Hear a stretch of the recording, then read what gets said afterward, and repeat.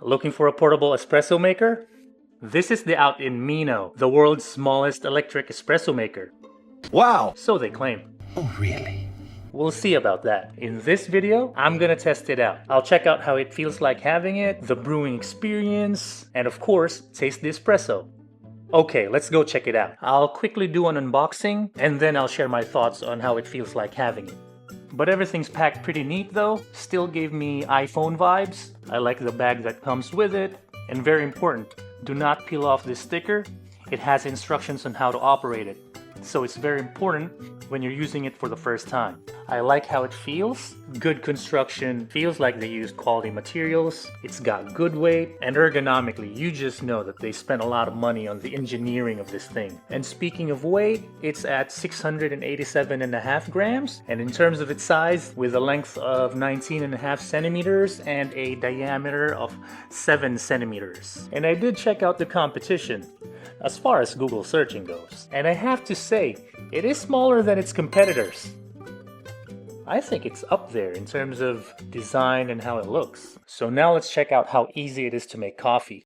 First off, I have to say, I really love this instruction sticker, so you definitely won't mess it up when you're using it for the first time. Now okay, just like with any other coffee machine that I review, I'm gonna check out how long it takes to make coffee and the effort it takes to get there. Now I'm gonna do it in two parts. I'm gonna make a homemade pod using the basket filter and coffee beans that I pre-ground. And second, brewing an actual espresso using the pod. So, to make a pod, get a plate, because it can get messy, and then get your ground coffee beans, get the filter basket from the Mino, get a scale, get the scoop, place the filter basket without the lid on the scale, and press tare to get it to 0. Scoop up some grounds, place the basket upside down on top of the scoop, flip the scoop and basket, do some tapping on the scoop, remove the scoop, use the scoop to tamp the ground in the basket, measure the weight of the pod, and if it's a bit low for you, add more grounds. You can make a pod of up to 12 grams.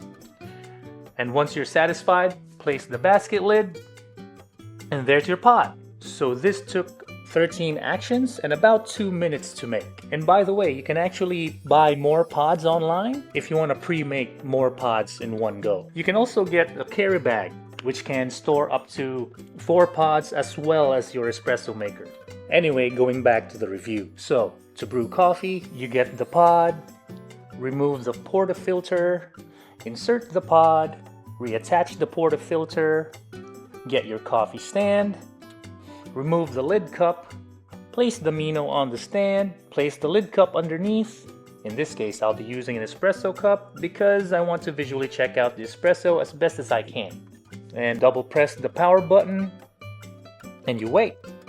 And if you used hot water, it'll take just 1 minute and 25 seconds to make an espresso, and 9 actions to do so. But if you use cold water, you'll have to wait longer because it'll need to heat up the water.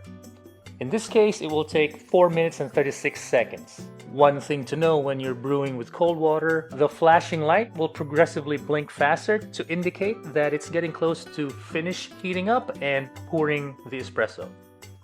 Gotta say, Outin outdone themselves. See what I did there? 2 things that I have to say though, it's still messy when you're making the pod, that's why you need to use a plate. I don't know how to really fix it. Furthermore, with a Mino, you can't really brew an espresso while it's just standing like that. If you do an espresso like this, it'll just overflow. Trust me, I wasn't able to record it, but espresso just went everywhere. And I think it's got to do with the cup lid size. So, if you don't have the stand, just brew it while holding it above the cup lid.